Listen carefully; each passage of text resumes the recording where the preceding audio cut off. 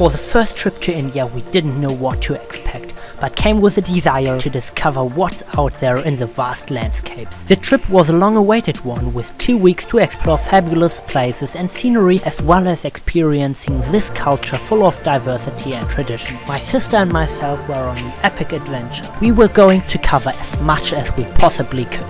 First stop, Delhi. Morning. Morning.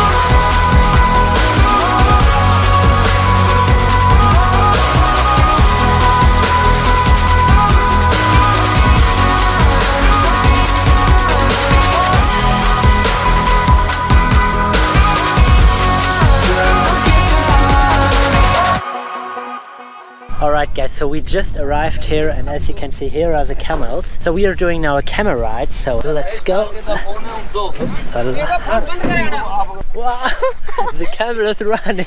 We're having some speed, guys. It's like on a horse. Yeah. You gotta go up and down. Pretty awesome. They are running for us. Lower. Lower.